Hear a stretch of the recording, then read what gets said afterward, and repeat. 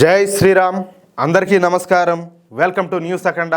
నేను మీ కస్తూరి శ్రీధర్. మిత్రులారా, కాశ్మీర్లో గత 40 సంవత్సరాల నుంచి తీవ్రవాదం అనేది పడగ విప్పుతున్నటువంటి సంగతి మీకందరికి కూడా తెలిసిందే.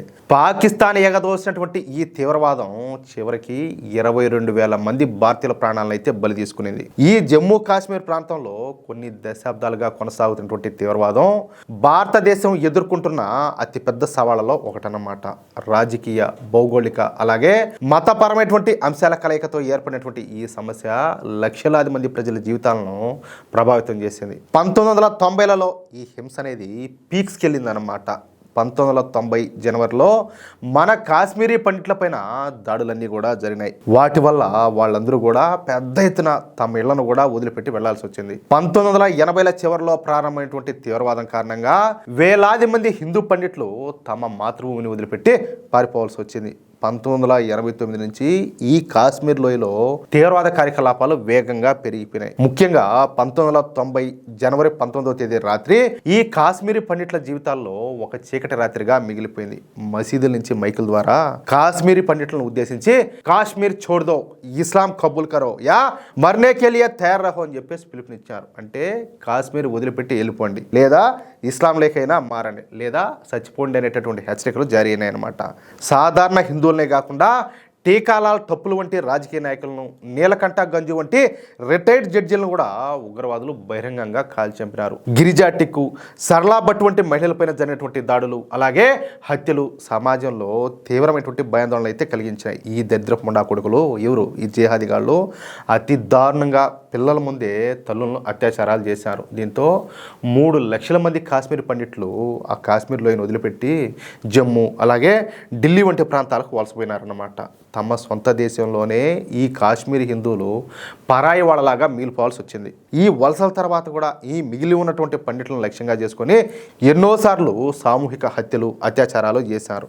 1998 జనవరి 25న వందామా గ్రామంలో 23 మంది పండిట్లను ఈ ఉగ్రవాదులంతా కూడా కాల్చి చంపేశారు. పుల్వామా జిల్లాలోని నది మార్గా గ్రామంలో 24 మంది పండిట్లను దారుణంగా హత్య చేశారు. మార్చి నెలలో 7 మంది పండిట్లను వరుసగా నిలబెట్టి కాల్చి చంపినారు. ఏ సినిమాలో చూపిస్తూ ఉంటారు చూడండి, ఆ మాదిరిగా. 2004 నుంచి 2015 మధ్య కాలంలో ఈ సరిహద్దు చొరబాట్లు, అలాగే ఈ ఆత్మాహుతి దాడులు ఎక్కువగా జరిగినాయి. ఈ తీవ్రవాద దాడులన్నింటి వెనుక పాకిస్తాన్తో పాటు కాశ్మీరీ ఇస్లామిక్ జిహాదీలు కూడా ఉండారన్నమాట. వాళ్ళ వెనక మరొక రాక్షస శక్తి కూడా ఉండాలి. దాని పేరే ఆసియా అంద్రాబీ. ఈ ఆసియా అంద్రాబీ ఒక జిహాదీ మహిళ అన్నమాట. అంటే రాక్షసులు అంటే ఓన్లీ మగ రాక్షసులే కాదురా స్వామి, ఆడ కూడా ఉంటాయి రాక్షసులు అన్నట్టు ఈవిడ ఆడ జిహాదీ అనమాట. కానీ ఈవిడ గారు పచ్చి నెత్తురు తాగేటటువంటి రాక్షసి, పైగా పచ్చి వేర్పాటువాది. ఎలాగైనా సరే ఈ కాశ్మీర్ను పాకిస్తాన్లో కలపాలని చెప్పేసి పగటి కళ్ళన్నీ కూడా కంటా ఉన్నది. ఈ ఆసియా అంద్రాబీ కాశ్మీర్లోని మహిళా వేర్పాటువాద నాయకురాలన్నమాట. చూడండి ఏం మాట్లాడాలి. పిల్లవాళ్ళు చూడబోతే ఒక రకంగా ఉంటారు, ఆడవాళ్ళు చూడబోతే ఒక రకంగా ఉంటారు, బుద్ధులు చెప్పాల్సినటువంటి పెద్దవాళ్ళు చూడబోతే ఇంకొక రకంగా ఉంటారు. ఎవరిని మంచి అనాలా ఒకసారి మీరే ఆలోచించండి. ఆమె దుఖ్తరన్ ఏ మిల్లత్ అనేటటువంటి నిషేధిత సంస్థకు వ్యవస్థాపక అధ్యక్షురాలన్నమాట. ఎవరు? ఈ ఆసియా అంద్రాబీ. ఈవిడ గారు కాశ్మీర్ భారత్ నుంచి విడిపోయి పాకిస్తాన్లో విలీనం కావాలని చెప్పేసి బలంగా వాదించేటటువంటి వ్యక్తి అన్నమాట. ఆవిడ గారు తన ప్రసంగాల్లో తరచుగా మన దేశానికి వ్యతిరేకంగా వ్యాఖ్యలు చేస్తా కాశ్మీరీ మహిళలను వేర్పాటువాద పోరాటంలోకి ప్రేరేపిస్తా అనేది. ఆమె ఈ పాకిస్తాన్ జెండాను ఎగరేసేది, పాకిస్తాన్ జాతీయ గీతాన్ని పాడేది. ఇటువంటి చర్యల ద్వారా చాలా సార్లు వార్తలోకి ఎక్కింది. మీరు అర్థం చేసుకోండి దాన్ని బట్టి ఇది ఏ లెక్కల్లో వేయాలో దీన్ని. అలాగే హఫీజ్ సయీద్ వంటి ఉగ్రవాద నాయకులతో ఆవిడ గారికి నేరుగా సంబంధాలు ఉన్నాయి. ఈ ఆసియా అంద్రాబీ 1987లో దుఖ్తరన్ ఏ మిల్లత్ సంస్థను అయితే స్థాపించింది. ఇక ఈ సంస్థ ద్వారా కాశ్మీర్లో తీవ్రవాదులను తయారు చేయడం, అలాగే పాకిస్తాన్ నుంచి వచ్చేటటువంటి తీవ్రవాదులకు ఆశ్రయం కల్పించడం, తీవ్రవాదులకు ఆయుధాలను అందించడం, వాళ్ళను రహస్య ప్రదేశాలలో దాచిపెట్టడం వంటివన్నీ కూడా చేస్తా ఉన్నది. అంతేకాకుండా అనేక తీవ్రవాద ఘటనలు కూడా ఈవిడ గారు కారణం అన్నమాట.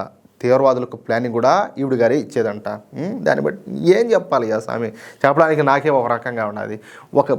ఒక జిహాదీ ముండ కూడా మన దేశానికి వ్యతిరేకంగా ఈ స్థాయిలో పనిచేస్తుందంటే మనం ఎట్టున్నాము బాధ్యతగా మన దేశం పట్ల, అదేమో మన దేశాన్ని నాశనం చేయాలని ఉన్నది. మన దేశాన్ని కాపాడుకోవడానికి నేను కావచ్చు మీరు కావచ్చు మనం ఎంత మాత్రం బాధ్యతగా ఉన్నాము మీకు అర్థం అవుతుంది. దాన్ని బట్టి మనకు కొంచెం అన్నా రావాలా, బుద్ధి అనేది రావాలా. దీంతో ఆవిడ గారి నేతృత్వంలోనే దుఖ్తరన్ ఏ మిలత్ సంస్థను భారత ప్రభుత్వం చట్టవిరుద్ధ కార్యకలాపాల నిరోధక చట్టం అయినటువంటి యుఏపిఏ కింద నిషేధించిందన్నమాట. అంతేకాకుండా మన మోడీ ప్రభుత్వం వచ్చాక ఈవిడ్ను తీవ్రవాదిగా గుర్తించి జైల్లో వేసింది. ఉగ్రవాదానికి నిధులు సమకూర్చడం అంటే టెర్రర్ ఫండింగ్, అలాగే దేశద్రోహం, అలాగే భారత ప్రభుత్వం పైన యుద్ధం ప్రకటించినట్లు ఉన్నటువంటి ఆరోపణలపైన 2018లో జాతీయ దర్యాప్తు సంస్థ అయినటువంటి ఎన్ఐఏ ఆమెనైతే అరెస్ట్ చేసిందనమాట. ప్రస్తుతం ఈవిడ గారు ఢిల్లీలోని తిహార్ జైల్లో ఉండాలి. కాశ్మీర్ లోయలో ఈ మహిళల మధ్య వేర్పాటువాద భావాలను వ్యాప్తి చేయడంలో ఈవిడ గారు కీలక పాత్ర అయితే పోషించింది. ముఖ్యంగా యువతను అలాగే మహిళలను ఈ నిరసన ప్రదర్శనలకు, అలాగే మన సైన్యం మీద రాళ్ల దాడులు చేస్తూ ఉంటారు కదా, ఆ రాళ్ల దాడి సంఘటనలకు పురుకొల్పడంలో ఈవిడ గారి పేరు ప్రముఖంగా వినిపించేదంట. ఎన్ఐఏ విచారణ ప్రకారం ఈ ఆసియా అంద్రాబి అలాగే ఆమె సంస్థ అయినటువంటి దుఖ్తరన్ ఏ మిలత్తో పాకిస్తాన్ నుంచి నిధులు పొందుతా ఉన్నట్టు గుర్తించారనమాట. ఆవిడ గారు లష్కరే తోయిబా వ్యవస్థాపకుడైనటువంటి హఫీజ్ సయీద్తో ఎప్పటికప్పుడు సంబంధాలు పెట్టుకొని కాశ్మీర్లో అశాంతి సృష్టించడానికి అతని ద్వారా డబ్బులు తీసుకున్నట్టు ఎన్ఐఏ ఆధారాలతో సహా బయటపెట్టింది. ఇకపోతే సోషల్ మీడియా అలాగే ఇతర వేదికల ద్వారా మన దేశ ప్రభుత్వానికి వ్యతిరేకంగా జిహాద్ చేయాలని చెప్పేసి ఈ కాశ్మీర్ యువతను మహిళలను రెచ్చగొడతానిందంట. 2018లో ఎన్ఐఏ ఆమె పైన దాఖలు చేసినటువంటి ఛార్జ్షీట్లో కొన్ని దారుణమైనటువంటి విషయాలు కూడా బయటపడినాయి.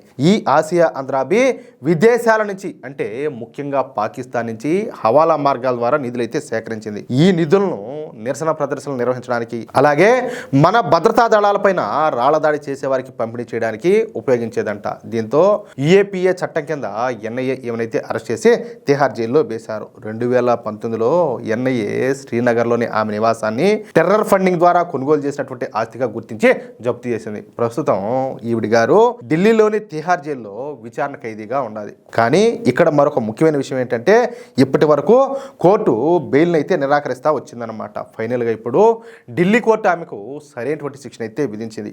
టెర్రర్ ఫండింగ్ అలాగే దేశ వ్యతిరేక కార్యకలాపాలకు సంబంధించి ఈ ఆసియా అంద్రాబికి ఢిల్లీ కోర్టు యావజ్జీవ కారాగార శిక్షణ అయితే విధించింది. అలాగే ఈ ఆంధ్రాబి అంచులైనటువంటి సోఫీ ఫమీదా అలాగే నహీదా నస్రీన్లకు కోర్టు ఒక్కొక్కరికి 30 ఏళ్ల జైలు శిక్ష అయితే విధించింది. అంటే ఈ ముగ్గురు లేడీ జిహాదీలు చచ్చిన తర్వాతే జైలు నుంచి వాళ్ళ శవాలు అయితే బయటకు వస్తాయన్నమాట. అది విషయం. అదే నేను చెప్పేది, ఇక్కడ చిన్న పెద్ద ముసలే ముతక ఆడ ఏమి తేడాలే, పాము అంటే పామేను అన్నట్టున్నదన్నమాట పరిస్థితి. మిత్రులారా చూశారు కదా, ఒకప్పుడు కాశ్మీర్ లోయలో అమాయక హిందువుల రక్తం ఏర్లే పారడానికి కారణమైనటువంటి ఈ లేడీ బిన్ లాడెన్ ఆసియా అంద్రాబికి అసలైన శిక్ష పడడానికి చెప్పాలంటే దశాబ్ద కాలం పట్టింది. మన దేశంలో చట్టాలు మారాలా, లేకపోతే ఇదే విధంగా ఉంటే కష్టం.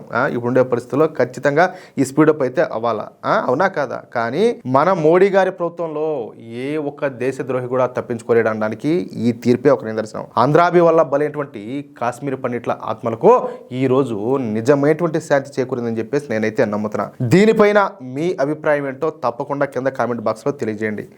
మన దేశ భద్రత కోసం నిరంతరం పోరాడుతున్నటువంటి మన సైన్యానికి అలాగే మన ఎన్ఐఏ అధికారులకు మద్దతుగా ఈ వీడియోని ఇప్పుడే లైక్ చేయండి. ఈ వాస్తవాలు ప్రతి ఒక్క భారతీయుడికి తెలిసే విధంగా మీ వాట్సాప్ గ్రూపుల్లో ఈ వీడియోని వెంటనే షేర్ చేయండి. ఎంతమంది షేర్ చేస్తున్నారు వీడియోలు ఎందుకో నాకైతే ఎక్కడా కూడా కనపడడం లేదు. మీరు ఎవరికి షేర్ చేస్తున్నారో ఎంతమంది షేర్ చేస్తారో మరి 2 నిమిషాల పని మీది.